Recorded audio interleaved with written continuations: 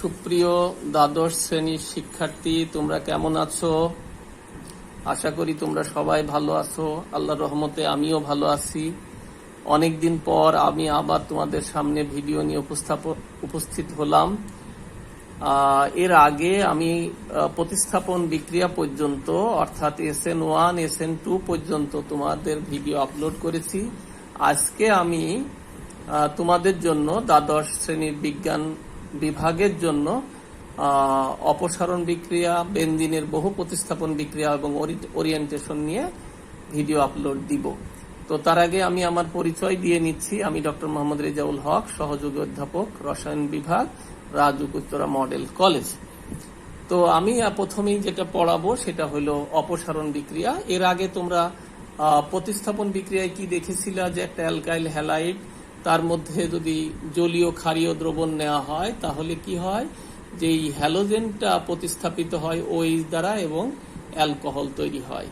এবং এখন যদি আমরা অপসারণ বিক্রিয়া করতে গিয়ে দেখব যে এই ক্ষারীয় দ্রবণটা যদি অ্যাকুয়াস মাধ্যমে না হয়ে এটা যদি অ্যালকোহলীয় মাধ্যমে হয় তাহলে এই আলফা কার্বন থেকে হ্যালোজেন এবং বিটা কার্বন থেকে হাইড্রোজেন গিয়ে হাইড্রোজেন হ্যালাইড অপসারিত হবে এবং আলফা বিটা কার্বনের মাঝে একটি অসম্পৃক্ততার সৃষ্টি হবে, ডাবল বন্ধন তৈরি হবে। এই ধরনের বিক্রিয়াকে আমরা বলবো কি অপসারণ বিক্রিয়া। তো অপসারণ বিক্রিয়া ঠিক দ্রুত বিক্রিয়ার উল্টা বিক্রিয়া, বিপরীত বিক্রিয়া। যদি সংজ্ঞা হিসাবে বলতে চাই তাহলে আমরা এইভাবে বলবো যে বিক্রিয়ায় কোনো বিক্রিয়ক যৌগের অনুস্থ পাশাপাশি দুটি কার্বনের সাথে যুক্ত পরমাণু বা মূলক হতে দুটি বা চারটি পরমাণু বা মূলক অপসারিত হয়ে অসম্পৃক্ততার যদি সৃষ্টি হয় তাহলে তাকে অপসারণ বিক্রিয়া বলা হবে। তো এই অপসারণ বিক্রিয়া নিয়ে আমরা এখন পড়ব। তো আমরা যদি একটু খেয়াল করি, এটি একটি অ্যালকাইল হ্যালাইড, 3 কার্বন বিশিষ্ট অ্যালকাইল হ্যালাইড। এটা আলফা কার্বন এবং এটা বিটা কার্বন। এই আলফা বিটা কার্বনের মধ্যে একটি ডাবল বন্ধন তৈরি হবে। তার আগে আলফা কার্বন থেকে ব্রোমিন চলে যাবে এবং বিটা কার্বন থেকে হাইড্রোজেন এবং ব্রোমিন মিলে প্রথমে তৈরি হবে হাইড্রোজেন ব্রোমাইড, এবং যখন হাইড্রোজেন ব্রোমাইড অপসারিত হবে এখানে একটা ডাবল বন্ড তৈরি হবে। হাইড্রোজেন ব্রোমাইড একটি অম্লধর্মী যৌগ, সেটা ক্ষারের সাথে বিক্রিয়া করে লবণ পানি তৈরি হবে। যদি এটা 1 ডিগ্রি অ্যালকাইল হ্যালাইড, এখন যদি আমরা 2 ডিগ্রি অ্যালকাইল হ্যালাইডের কথা ভাবি তাহলে কি দেখব? এটা আলফা কার্বন, এটা বিটা কার্বন, এটা বিটা কার্বন। এখন ডাবল বন্ধন কোনটা হবে, এই আলফা বিটার মাঝে না এই আলফা বিটার মাঝে? দেখো, সিটজেব একটা কথা বলেছিলেন যে ওই বিটা কার্বন থেকে হাইড্রোজেন যাবে যে বিটা কার্বনে হাইড্রোজেনের সংখ্যা কম, এবং যে বিটা কার্বনে হাইড্রোজেনের সংখ্যা বেশি সেখান থেকে হাইড্রোজেন যেতে চাবে না। তাহলে কোথায় থেকে যাবে? যে বিটা কার্বনে হাইড্রোজেনের সংখ্যা কম। তাহলে এই বিটা কার্বন থেকে একটা হাইড্রোজেন, আলফা কার্বনের এই হ্যালোজেন মিলে হাইড্রোজেন হ্যালাইড, এই জায়গায় একটি ডাবল বন্ড তৈরি হবে, ফলে প্রোডাক্ট পাওয়া যাবে। এটা দেখো 80% প্রোডাক্ট পাওয়া গেছে। তবে এখানেও যে কিছু প্রোডাক্ট হবে না তা না, এখানেও প্রোডাক্ট হবে, সেটার পরিমাণ হয়েছে 20%। এখন আমরা যেমন আগে SN1 SN2 বিক্রিয়া পড়ছিলাম, কেন্দ্র আকর্ষী প্রতিস্থাপন বিক্রিয়া পড়ছিলাম, সেটাকে বলছিলাম SN1 SN2। ঠিক এখানেও এই অপসারণ বিক্রিয়াকে আমরা দুই ভাগে ভাগ করব, একটা E1 একটা E2। যে অপসারণ বিক্রিয়া একটি মাত্র বিক্রিয়কের উপর নির্ভরশীল সেটাকে বলবো E1, আর যেটা দুইটা বিক্রিয়কের উপর নির্ভরশীল সেটাকে বলবো E2। এখন আমরা দেখি যে E1 বিক্রিয়াটা আসলে কারা দিবে। SN1 বিক্রিয়া তোমরা দেখছিলা যে 3 ডিগ্রি অ্যালকাইল হ্যালাইড বেশি দেয়, তারপর 2 ডিগ্রি দেয়, তারপর 1 ডিগ্রি। ঠিক এখানেও E1 বিক্রিয়াটাও 3 ডিগ্রি অ্যালকাইল হ্যালাইড বেশি দিবে, তারপরে 2 ডিগ্রি, তারপর 1 ডিগ্রি। আসলে 1 ডিগ্রি দেয় না, তবু সিকোয়েন্সের খাতিরে আমাদেরকে বলতে হয়। তাহলে এটা যেহেতু 3 ডিগ্রি অ্যালকাইল হ্যালাইড, এটা E1 বিক্রিয়া দিবে। তো আমি আগেই বলছিলাম অ্যালকাইল হ্যালাইড থাকবে, একটা ক্ষার থাকবে, এবং এটা অ্যাকুয়াসের পরিবর্তে অ্যালকোহলীয় দ্রবণে নিতে হবে, তাহলেই কিন্তু অপসারণ বিক্রিয়া হবে। তাহলে তার প্রোডাক্ট এখানে আলফা বিটার মাঝে হতে পারে ডাবল বন্ড, এখানেও হতে পারে, এখানে হতে পারে, কারণ এই তিনটে এনভায়রনমেন্ট একই। তো দেখো এখানে একটা অ্যালকিন তৈরি হয়েছে, পটাশিয়াম হ্যালাইড এবং পানি। এর কৌশলটা যদি দেখি, এই বিক্রিয়াটাকে আমরা এইভাবে দেখাতে পারি। দেখো, কার্বনের সাথে তিনটা মিথাইল দেওয়া হয়েছে, আর তার সাথে ক্লোরিন। এই কার্বন ক্লোরিনের ইলেকট্রন, যে এখানে দুইটা ইলেকট্রন আছে, ক্লোরিন আস্তে আস্তে টেনে নেয় এবং এক পর্যায়ে ক্লোরিন পুরা ইলেকট্রন নিয়ে নেয় বলে সে মাইনাস হয় এবং এটা একটা পজিটিভ চার্জের সৃষ্টি হয়। যেই এরকম একটা টারশিয়ারি কার্বোক্যাটায়ন তৈরি হয়, দ্বিতীয় ধাপে এই প্রোটনটা ক্ষারীয় দ্রবণটা নিয়ে নেয়। প্রোটনটাকে অ্যালকোহলও নিয়ে নিতে পারে। নিলে কি হয়, এই জায়গায় একটা ডাবল বন্ড তৈরি হয়, অসম্পৃক্ততার সৃষ্টি হয়, অপসারণ বিক্রিয়া, প্রোডাক্ট তৈরি হয়। এখানে ইটিওইস মানে ইথানলকে বোঝানো হয়েছে। এই বিক্রিয়াটার ক্ষেত্রে দেখা গেছে যে যদি এই অ্যালকাইল হ্যালাইড এই টারশিয়ারি কার্বোক্যাটায়ন তৈরি না করত, তাহলে কিন্তু এই অংশের ক্রিয়াটা সম্পূর্ণ হতো না, ক্ষার এই প্রোটনকে নিয়ে নিত না, এই প্রোডাক্টও আমরা পেতাম না। তাহলে এই বিক্রিয়াটা ঘটার জন্য আমরা দেখতে পাচ্ছি যে একটা মাত্র বিক্রিয়ক, দ্যাট ইজ অ্যালকাইল হ্যালাইড, এখানে দায়ী। সেই জন্য এই বিক্রিয়াটাকে আমরা E1 বিক্রিয়া বলবো বা অপসারণ বিক্রিয়া 1 বলবো। এখন একইভাবে আমরা একটা E2 বিক্রিয়ার কৌশল দেখব। এটা সেকেন্ডারি অ্যালকাইল হ্যালাইডের দেওয়া হয়েছে, বাট এটা 1 ডিগ্রি অ্যালকাইল হ্যালাইড দিলেও হবে। তোমরা জানো সেকেন্ডারি অ্যালকাইল হ্যালাইড অপসারণ বিক্রিয়া 1 এবং অপসারণ বিক্রিয়া 2 দুইটাই দিয়ে থাকে, অর্থাৎ E1 E2 দুইটাই দেয়। তবে কেউ যদি এখানে 1 ডিগ্রি অ্যালকাইল হ্যালাইড দাও, সেটা আরো ভালো। সেক্ষেত্রে এই জায়গায় দিতে হবে মিথাইলটার পরিবর্তে একটা হাইড্রোজেন দিতে হবে। যাই হোক, আমরা তোমার বইয়ে যেহেতু এটি আছে, আমি এই এক্সাম্পলটাই তোমাদেরকে বোঝানোর চেষ্টা করি। দেখো, এই যৌগটাকে আমরা এইভাবে লিখতে পারি কিনা দেখো। এটাও যদি কার্যকরীমূলক হয়, এটা আলফা কার্বন, এটা বিটা কার্বন। এই আলফা কার্বনের কথা ভাবো, আলফা কার্বনে ব্রোমিন আছে, হাইড্রোজেন আছে, মিথাইল আছে। বিটা কার্বনে কি কি আছে? 3টা হাইড্রোজেন, 1টা 2টা 3টা হাইড্রোজেন। এটাকে আমরা এইভাবে দেখাতে পারি। এটা ক্ষার, OH আছে, OH এখানে চলে আসে। OH কি করে? এই প্রোটনের সাথে যুক্ত হয়, প্রোটনকে আকর্ষণ করে। তাহলে কি হয়? আস্তে আস্তে প্রোটনের সাথে বন্ধন তৈরি করে।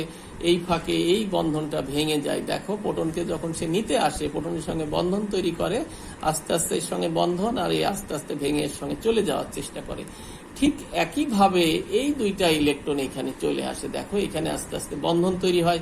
সেই ফাঁকে কি হয়? ব্রোমিন আবার ইলেকট্রন টেনে নেয়। ব্রোমিন যখন ইলেকট্রন টেনে নেয়, এখানে পজিটিভ সেন্টার তৈরি হয়। সেই পজিটিভ সেন্টারের কারণে এই দুইটা ইলেকট্রন এখানে চলে আসে। দেখো, খেয়াল করে যে এই বন্ধনটা ভেঙে যাচ্ছে, এখানে নতুন বন্ধন ঘটতেছে, এই বন্ধন ভেঙে যাচ্ছে, আবার এর সঙ্গে বন্ধন ঘটতেছে। এটা তার ট্রানজিশন স্টেট, অর্থাৎ এই ট্রানজিশন স্টেটে দুইটা বিক্রিয়ক ইনভলভ। একটা অ্যালকাইল হ্যালাইডও আছে, আবার ক্ষারকও আছে। যেহেতু দুটি বিক্রিয়ায় এই ট্রানজিশন স্টেটে ইনভলভ, তার মানে এটাও একটা অপসারণ বিক্রিয়া।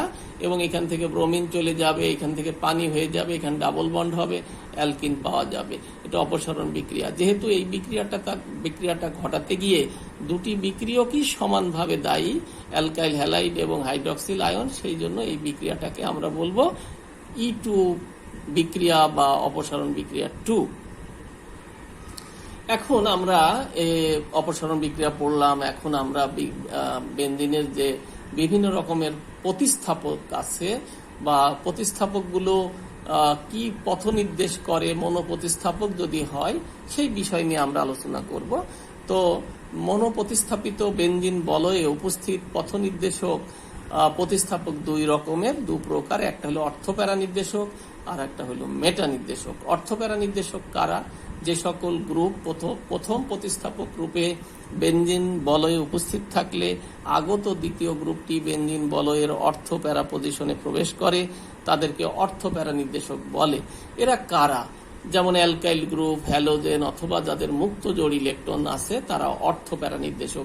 মনে করে এটা বেনজিন রিং, একটা গ্রুপ ঢুকছে, সেই জন্য এটা মনোপ্রতিস্থাপক। এ যখন বেনজিন রিংয়ে থাকবে, এ বলে দিবে তুমি যেই হও, যদি ঢুকতে চাও হয় অর্থ পজিশনে ঢুকবা, না হলে প্যারা পজিশনে ঢুকবা। অন্য পজিশনে তুমি ঢুকতে পারবা না। অন্য পজিশনের দরজাগুলো বন্ধ করে দিয়েছে এই মিথাইল। মেটা পজিশনের দরজা বন্ধ করে দিয়েছে। সেই জন্য নবাগত যে গ্রুপই আসুক, যে পরমাণুই আসুক, হয় অর্থ পজিশনে ঢুকতে হবে, না হলে প্যারা পজিশনে। সেই জন্য এই গ্রুপগুলোকে বলা হয় অর্থপ্যারা নির্দেশক। যেমন টলুইনে মিথাইল গ্রুপ, এটা অর্থপ্যারা নির্দেশক। এ এ যদি নতুন কোনো গ্রুপ আসে হয় অর্থ পজিশনে ঢুকতে দিবে, না হলে প্যারা পজিশনে। তাই দেখো যে টলুইনের সাথে ক্লোরিনের বিক্রিয়ায় একটা ক্লোরিন ঢুকছে অর্থ পজিশনে, একটা ক্লোরিন ঢুকেছে কোন পজিশনে, তোমার মেটা পজিশন, অর্থ প্যারা পজিশনে। সেই জন্য এক্ষেত্রে ক্লোরিন হলো তোমার অর্থ প্যারা নির্দেশক। এখন এই অর্থপ্যারা নির্দেশকের কারণটা কি? অর্থপ্যারা নির্দেশকের কারণ হইল যে এরা বেনজিন চক্রের সক্রিয়তা বৃদ্ধি করে। এই জন্য অর্থপ্যারা পজিশনে ইলেকট্রন আকর্ষী প্রতিস্থাপক ঢুকে প্রতিস্থাপন বিক্রিয়া সম্পূর্ণ করে। যাই হোক, সেটা বুঝতে গেলে আমাদের বুঝতে হবে যে বেনজিন বলয় সক্রিয়তা বৃদ্ধিকারী গ্রুপ বা অ্যাক্টিভিটিং গ্রুপ। এই যে আমরা অর্থপ্যারা নির্দেশক পড়লাম, এদের মধ্যে হ্যালোজেন ছাড়া সবগুলোই কিন্তু বেনজিন চক্রের কি করে, সক্রিয়তা বৃদ্ধি করে। কিভাবে লেখা হয়েছে, যে সব গ্রুপ বেনজিন বলয়ে উপস্থিত থাকলে বেনজিন বলয়ের ইলেকট্রন ঘনত্ব বৃদ্ধি করে, বলয়কে ইলেকট্রন আকর্ষী প্রতিস্থাপন বিক্রিয়ায় বেনজিন অপেক্ষা অধিক সক্রিয় করে তোলে, তাদেরকে বেনজিন বলয়ের সক্রিয়তা বৃদ্ধিকারী গ্রুপ বা অ্যাক্টিভিটিং গ্রুপ বলে। হ্যালোজেন ব্যতীত সকল অর্থপ্যারা নির্দেশক গ্রুপ হলো সক্রিয়তা বৃদ্ধিকারী গ্রুপ বা অ্যাক্টিভিটিং গ্রুপ। দেখো এখানে এরা যদিও এক অর্থপ্যারা নির্দেশক, বাট এদেরকে আমরা বলতেছি সক্রিয়তা বৃদ্ধিকারী গ্রুপ। বাট এই জায়গায় দেখো হ্যালোজেন নাই। হ্যালোজেন না থাকার কারণ হইল যে হ্যালোজেন তোমার রেজোনেন্সের মাধ্যমে, মেসোমারিক ইফেক্টের মাধ্যমে বা ধনাত্মক মেসোমারিক ইফেক্টের মাধ্যমে বেনজিন চক্রে ইলেকট্রন দিলেও আবার ঋণাত্মক ইন্ডাকটিভ ইফেক্টের মাধ্যমে সে আবার ইলেকট্রন টেনে নেয়। দুইটা কাজই করে, সেই জন্য সে বেনজিন চক্রের সক্রিয়তা বৃদ্ধি করতে পারে না। আচ্ছা, এখন একটা প্রশ্ন যদি তোমাদেরকে করি, যে দুইটা বিক্রিয়া দেওয়া আছে, একটা বেনজিনের নাইট্রেশন বিক্রিয়া আর একটা দেওয়া আছে দেখো টলুইনের নাইট্রেশন বিক্রিয়া, তাহলে কোনটা বেশি সক্রিয় হবে? যে নাইট্রেশন বিক্রিয়ায় বেনজিন বেশি সক্রিয় হবে না টলুইন বেশি সক্রিয় হবে? সেই প্রশ্নের উত্তরে আমরা যদি যাই, তো আমরা দেখি যে বেনজিনে কোনো প্রতিস্থাপক নাই, কিন্তু টলুইনে একটা প্রতিস্থাপক আছে, মিথাইল। মিথাইল গ্রুপ কি করে? বেনজিন চক্রের সক্রিয়তা বৃদ্ধি করে, বেনজিন চক্রে ইলেকট্রন ঘনত্ব বৃদ্ধি করে। সে কারণে এই নাইট্রেশন বিক্রিয়ায় টলুইন বেনজিন অপেক্ষা অধিক সক্রিয়। এর মেকানিজম যদি আমরা দেখি, এটা নাইট্রেশন বিক্রিয়ার প্রথম ধাপে আমরা দেখেছি আগেও, যে নাইট্রেশন বিক্রিয়ার কৌশলে প্রথম ধাপে তৈরি হয় নাইট্রোনিয়াম আয়ন, একটি ইলেকট্রন আকর্ষী বিকারক।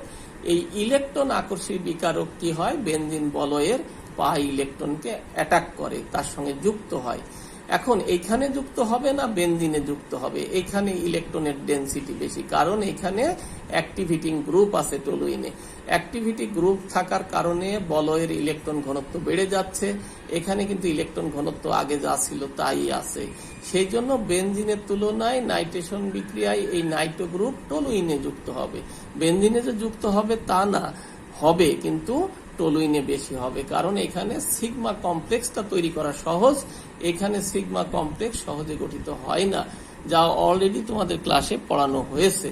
এখন আমরা যেটা পড়বো সেটা হলো মেটা নির্দেশক। আমরা একটু আগে পড়লাম অর্থপ্যারা নির্দেশক। ঠিক একইভাবে আরো কিছু গ্রুপ আছে যে বেনজিন চক্রে যদি থাকে, তারা বেনজিন চক্রে যদি নবাগত কোনো গ্রুপ ঢুকতে চায়, তাদেরকে বলবে যে অর্থপ্যারা গেট কিন্তু আমি বন্ধ করে দিয়েছি, তোমাদের জন্য খোলা আছে শুধু মেটা গ্রুপ। সুতরাং এরা বাধ্য হয়ে কি করবে? মেটা পজিশনে ঢুকবে। এক্ষেত্রে নাইট্রো গ্রুপ যেহেতু এই কাজটা করতেছে, এক্ষেত্রে নাইট্রো গ্রুপ হইল তোমার মেটা নির্দেশক। নাইট্রো গ্রুপের মতো অনেকগুলো গ্রুপ আছে যারা মেটা নির্দেশক, যারা ইলেকট্রনকে টানে, নাইট্রো, সায়ানো, অ্যালডিহাইড, অ্যাসিড ইত্যাদি ইত্যাদি, তাই না? তো এখানে আমি দুই একটা এক্সাম্পল দিয়েছি। নাইট্রোবেনজিনের মধ্যে ক্লোরিন যোগ করলে দেখো মেটা পজিশনে মেটা ক্লোরোবেনজিন যুক্ত হয়েছে। নাইট্রোবেনজিনের যদি ফার্দার নাইট্রেশন করি, দেখো মেটা পজিশনে নাইট্রো হয়েছে, তাই তো? আচ্ছা, তো এই যে নাইট্রো গ্রুপ, আমরা একটু আগে দেখলাম যে অর্থপ্যারা নির্দেশক গ্রুপগুলো হলো সক্রিয়তা বৃদ্ধিকারী গ্রুপ। সিমিলারলি নাইট্রো গ্রুপগুলো বেনজিন চক্রের সক্রিয়তা হ্রাস করে, অর্থাৎ এদেরকে ডিঅ্যাক্টিভিটিং গ্রুপ বলা হয়। এই গ্রুপগুলো যদি বেনজিন বলয়ে থাকে, বেনজিন বলয়ের ইলেকট্রন ডেনসিটি এরা কমায় দেয়। তো কেন বলা হয়েছে যে সকল গ্রুপ বেনজিন বলয়ে উপস্থিত থাকলে বেনজিন বলয়ের ইলেকট্রন ঘনত্ব হ্রাস করে, বলয়কে ইলেকট্রন আকর্ষী প্রতিস্থাপন বিক্রিয়ায় বেনজিন অপেক্ষা কিছুটা কম সক্রিয় করে তোলে, বলে তাদেরকে বেনজিন বলয়ের সক্রিয়তা হ্রাসকারী গ্রুপ বা ডিঅ্যাক্টিভেটিং গ্রুপ বলে। মেটা নির্দেশক গ্রুপগুলো হলো বেনজিন বলয়ের সক্রিয়তা হ্রাসকারী গ্রুপ বা ডিঅ্যাক্টিভেটিং গ্রুপ, যেমন nitro, cyano, aldehyde, acid, ester ইত্যাদি ইত্যাদি। এই গ্রুপগুলো তোমার বেনজিন বলয়ের সক্রিয়তা হ্রাসকারী গ্রুপ। ঠিক আমরা আগে যেমন একটা এক্সারসাইজ করলাম, একটা প্রশ্ন সলভ করলাম, তো ঠিক একই রকমের এখানে একটা বেনজিন এবং নাইট্রোবেনজিন, এই দুইটার মধ্যে নাইট্রোজেন বিক্রিয়ায় কেউ কোনটা অধিক সক্রিয় হবে এটা আমাদের এখন ব্যাখ্যা করতে হবে। দেখো, এই বেনজিন গ্রুপে কিছু প্রতিস্থাপক নাই, কোনো প্রতিস্থাপক নাই, কিন্তু এই নাইট্রোবেনজিনে কিন্তু বেনজিন রিংয়ে একটা প্রতিস্থাপক আছে, নাইট্রো। বাট নাইট্রোর নেচার কি? নাইট্রো হইল বেনজিন চক্রের সক্রিয়তা হ্রাস করে দেয়। তো সক্রিয়তা ইলেকট্রন ডেনসিটি কমাই দেয়। তো ইলেকট্রন ডেনসিটি যদি কমাই দেয়, তাহলে ইলেকট্রন আকর্ষী বিকারক তো এখানে সহজে গিয়ে যুক্ত হবে না, বরঞ্চ তুলনামূলকভাবে বেনজিন বলয়ে ইলেকট্রন ডেনসিটি বেশি থাকে বলে এই নাইট্রেশন বিক্রিয়ায় নাইট্রোবেনজিন অপেক্ষা বেনজিন অধিক সক্রিয় হবে। তার ব্যাখ্যাটা আমরা একটু দেখে নিই। নাইট্রেশন বিক্রিয়ায় নাইট্রোনিয়াম আয়ন হয়, এটা আমরা জানি। এটা নাইট্রোবেনজিন, এটা শুধু বেনজিন, এর ইলেকট্রন ডেনসিটি কমে গেছে। লেখা আছে ডিঅ্যাক্টিভেটিং গ্রুপ, বেনজিন বলয়ের ইলেকট্রন ঘনত্ব কমে গেছে, বাট এটার কোনো অপরিবর্তিত আছে। এখানে যেহেতু কমে গেছে, নাইট্রো গ্রুপ সহজে যুক্ত হতে চায় না। সিগমা কমপ্লেক্স গঠন প্রক্রিয়া কষ্টসাধ্য, বাট এখানে মোটামুটি সহজেই সে যুক্ত হয়ে সিগমা কমপ্লেক্স গঠন করতে পারে। এই কারণে নাইট্রেশন বিক্রিয়ায় বেনজিন অপেক্ষা নাইট্রোবেনজিন কম সক্রিয়, বা উল্টা করে যদি বলি যে নাইট্রেশন বিক্রিয়ায় নাইট্রোবেনজিন অপেক্ষা বেনজিন অধিক সক্রিয়। এই তো কথা। আচ্ছা, ভেরি গুড। আচ্ছা, বেনজিন বলয়ে বিভিন্ন মূলকের প্রভাব যদি আমরা পড়ি, তাহলে আমরা কি দেখতে পারি যে কেনই বা মিথাইল মূলককে অর্থপ্যারা বললাম, বা এর কি এটা কি অর্থপ্যারা নির্দেশক না মেটা নির্দেশক, সেই বিষয়টা আমরা এখন দেখব। তাহলে বেনজিন বলয়ে মিথাইল মূলকের প্রভাব আমরা পড়তে চাই। যে মিথাইল মূলক থাকলে কি হয়, যে দেখো একটু যদি খেয়াল করো, তোমরা জানো যে বেনজিনের এই ইলেকট্রনগুলো ঘুরতে থাকে। তো এ যখন ঘুরতে থাকে, এই জায়গায় একটা নেগেটিভ চার্জ হয়, দুইটা ইলেকট্রন চলে আসে, এই জায়গায় পজিটিভ চার্জ হয়। তাহলে এই পজিটিভ চার্জকে মিনিমাইজ করার জন্য এখানে কার্বন হাইড্রোজেনের মাঝে যে দুইটা ইলেকট্রন আছে এখানে চলে আসে, কারণ বেনজিনের রিংটাকে ঠিক রাখতে হবে, ষষ্ঠ কাঠামোকে অক্ষুণ্ণ রাখতে হবে। এই জন্য এই দুইটা ইলেকট্রন এখানে চলে আসে, তখন এখানে একটা ডাবল বন্ড হয়, এই জায়গায় কিন্তু পজিটিভ হয়ে যায়, কিন্তু এই জায়গায় কোনো বন্ধন থাকে না। বন্ধন না থাকলেও এখানে কিন্তু রেজোনেন্স হতে থাকে। এই দুইটা ইলেকট্রন এখানে আসে, এ আবার এখানে আসে, এখানে এসে নেগেটিভ হয়, যেটা হয়েছে, এ আবার এখানে আসে। এই দুইটা ইলেকট্রন যখন এখানে আসে, এ আবার এখানে আসে, দেখো নেগেটিভ চার্জ হয়ে গেছে। এই দুইটা ইলেকট্রন যখন এখানে আসে, আগে যে বন্ধন হয়েছিল বন্ধন ইলেকট্রন আগের জায়গায় ফিরে আসে। দেখো স্ট্রাকচার 1, 2, 3, 4, 5, এই 5টা স্ট্রাকচারের মধ্যে প্রথম আর দুইটা প্রায় লাস্টেরটা প্রায় সেম, তবে ইলেকট্রনগুলোর ওরিয়েন্টেশন ভিন্ন, অবস্থান ভিন্ন হয়েছে, তাছাড়া আলটিমেটলি সেম। কিন্তু মাঝে 2, 3 এবং 4 এই তিনটা পজিশনে দেখো যেখানে বন্ধন নাই, তারপরেও কিন্তু রেজোনেন্স হয়েছে। এই বন্ধনবিহীন এই রেজোনেন্সকে কিন্তু হাইপার কনজুগেশন বলা হয়। ঠিক আছে? তো তার মানে কি, এই মিথাইল গ্রুপ থাকার কারণে অর্থ, প্যারা এবং অর্থ পজিশনে ইলেকট্রন ঘনত্ব বৃদ্ধি পেয়েছে। এখন ইলেকট্রন আকর্ষী বিকারক যাদের ঘাটতি আছে, তারা এসে কোথায় যোগ হবে? এই বাহিরে যে ইলেকট্রন বের হয়ে আসে সেই ইলেকট্রনের সাথে, না ভিতরের ইলেকট্রনের সাথে? বাহিরের ইলেকট্রনের সাথে এসে তারা সহজে যুক্ত হতে যাবে, কারণ বাহিরে যুক্ত হওয়া সহজ। তাহলে এই কোন কোন পজিশনে তাহলে ইলেকট্রন ঘনত্ব বেড়ে গেল? অর্থ, প্যারা এবং অর্থ পজিশনে। এই কারণে বেনজিন চক্রে মিথাইল গ্রুপ তোমার হলো অর্থ প্যারা নির্দেশক। তাহলে এর লিটারেচারটা কি হবে? যে টলুইনে মিথাইল মূলকের উপস্থিতিতে হাইপার কনজুগেশন প্রক্রিয়ায় অনুরণনের মাধ্যমে বেনজিন চক্রে অর্থ প্যারা অবস্থানে 2 এবং 4 নম্বর অবস্থানে, 2 মানে কি, এটা 1, এটা 2, 3, 4, 5, 6, দেখো 2 নম্বর পজিশনে এবং 4 নম্বর পজিশনে ইলেকট্রন ঘনত্ব বৃদ্ধি পায়, এবং রেজোনেন্স স্ট্রাকচার 2 থেকে 4 এর মধ্যে ঘটনা ঘটে, 2, 3, 4 এর মধ্যে ঘটনা ঘটে। ফলে আগমনকারী ইলেকট্রন আকর্ষী বিকারক অর্থ প্যারা অবস্থানে যুক্ত হয়। তাই মিথাইল মূলকের উপস্থিতিতে টলুইনে অর্থ প্যারা অবস্থানে ইলেকট্রন আকর্ষী প্রতিস্থাপন ঘটে। এ কারণে বলা হয় বেনজিন বলয়ে মিথাইল মূলক অর্থ প্যারা নির্দেশক। বুঝতে পারছি? তাহলে এটা খুব ইম্পর্টেন্ট, প্রায় পরীক্ষায় আসে, তোমরা এটা ভালো করে প্রস্তুতি নিবে। এখন বেনজিন চক্রে মিথাইলের পরিবর্তে যদি অ্যামিনো গ্রুপ থাকে তাহলে আমরা একই রকম ব্যাখ্যা করতে পারবো। এই পাই ইলেকট্রন গুলো ঘুরতে থাকবে, এখানে নেগেটিভ হবে, এখানে পজিটিভ হবে। পজিটিভ মিনিমাইজ করার জন্য এই দুইটা ইলেকট্রন এখানে চলে আসবে, দুইটা ইলেকট্রন দিয়ে এখানে বন্ধন হলে এখানে আবার ঘাটতি হয়ে যাবে। এই ইলেকট্রন যখন এখানে আসবে, এই দুইটা ইলেকট্রন এখানে শিফট করবে, এখানে নেগেটিভ হবে, দেখো তাই হয়েছে, এখানে বন্ধন হয়ে গেছে। এই দুইটা ইলেকট্রন যখন এখানে আসবে, ঘুরে আবার এইখানে যাবে, এখানে গেলে কি হবে, এখানে বন্ধন হবে, এই ইলেকট্রন আবার আগের জায়গায় ফিরে আসবে। এখানে একটা মুক্ত জোড় ইলেকট্রন দিতে হবে, এখানে দেওয়া হয় নাই। তার মানে খেয়াল করে দেখছো যে এই অ্যামিনো গ্রুপ যুক্ত হওয়ার কারণে অর্থ প্যারা এবং অর্থ পজিশনে ইলেকট্রন ঘনত্ব বৃদ্ধি পেয়েছে। এ কারণে বেনজিন চক্রে অ্যামিনোমূলক অর্থ প্যারা নির্দেশক। একইভাবে যেভাবে আমরা বললাম যে বেনজিন চক্রে মিথাইল মূলক অর্থ প্যারা নির্দেশক, একইভাবে বেনজিন চক্রে অ্যামিনোমূলকও অর্থ প্যারা নির্দেশক। কেন? কারণ অর্থ এবং প্যারা পজিশনে ইলেকট্রন ঘনত্ব বৃদ্ধি পেয়েছে, ফলে নবাগত যদি কোনো ইলেকট্রন আকর্ষী বিকারক আসে তাহলে অর্থ প্যারা পজিশনে যুক্ত হবে। ঠিক একইভাবে যদি বেনজিন চক্রে NH2 এর পরিবর্তে যদি OH মূলক দেওয়া হয়, একই রকম ঘটনা ঘটবে যে এই ইলেকট্রন এখানে চলে আসলে এখানে প্লাস এখানে মাইনাস হবে, তাকে মিনিমাইজ করার জন্য এই মুক্ত জোড় ইলেকট্রন আসবে, ডাবল বন্ড হবে, দেখো একই কায়দায় রেজোনেন্স হবে। এবং এই জায়গায় যখনই ডাবল বন্ড হবে তখন এই ইলেকট্রন আগের জায়গায় ফিরে আসবে, দেখো আগের অবস্থায় ফিরে আসছে। কিন্তু মাঝখানে স্ট্রাকচার 2, 3 এবং 4 এই তিনটা পজিশনে দেখো অর্থ প্যারা এবং অর্থ পজিশনে ইলেকট্রন ঘনত্ব বৃদ্ধি পেয়েছে। এই কারণে এখানেও ইলেকট্রন আকর্ষী প্রতিস্থাপন বিক্রিয়া ঘটবে অর্থ প্যারা পজিশনে। ঠিক আছে? ঠিক একইভাবে বেনজিন চক্রে বা বেনজিন বলয়ে ক্লোরিন মূলকের প্রভাব একই রকম হবে, অর্থ প্যারা নির্দেশক হবে। এখন যদি আমরা আরেকটা বিষয়ের কথা বলি যে বেনজিন বলয়ে নাইট্রো মূলকের প্রভাব, এটা কিন্তু উল্টা। তো বেনজিন চক্রে দেখো এটা হলো নাইট্রোর স্ট্রাকচার, এখানে একটা প্লাস এখানে একটা মাইনাস। এই ইলেকট্রন যখন এখানে টেনে নিবে, কারণ একটা সিগমা বন্ধন পাই বন্ধন, অক্সিজেনের তড়িৎ ঋণাত্মকতা বেশি, ইলেকট্রন যখন সে টেনে নিবে এখানে নেগেটিভ হবে, এখানে আরেকটা পজিটিভ হবে।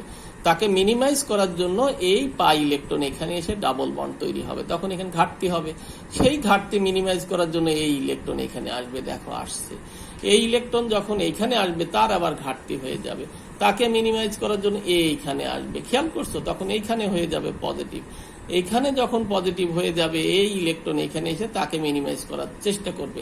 এই ইলেকট্রন যখন এখানে হবে তখন এখানে আবার একটা পজিটিভ চার্জ তৈরি হবে, তখন এই যে দুইটা ইলেকট্রন এখানে বন্ড তৈরি করবে, এইখানকার যে একটা অতিরিক্ত পজিটিভ চার্জ হয়েছিল সেটা মিনিমাইজ হবে।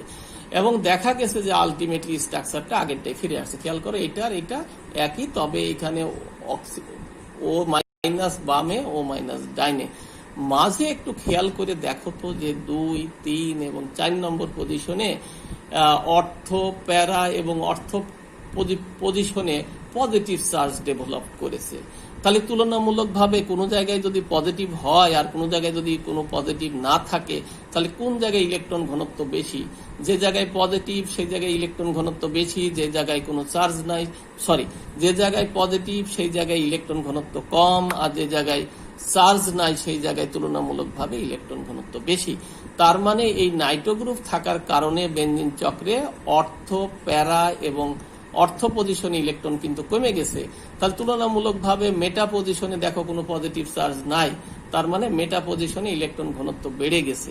তো মেটা পজিশনে যদি ইলেকট্রন ঘনত্ব বেড়ে যায় তাহলে কি হবে? ইলেকট্রন আকর্ষী বিকারক অবশ্যই মেটা পজিশন গিয়ে যুক্ত হবে। এই কারণে বলা হয় বেনজিন চক্রে নাইট্রো গ্রুপ মেটা নির্দেশক। এই ছিল আজকের মতো তোমাদের পড়া। পরবর্তী ক্লাসে আবার আমি নতুন ভিডিও নিয়ে, নতুন লেকচার নিয়ে হাজির হব। নেক্সট ক্লাস পর্যন্ত অপেক্ষা করার জন্য করো এবং তোমরা সবাই সুস্থ এবং ভালো থাকো এই প্রত্যাশায়। আল্লাহ হাফেজ।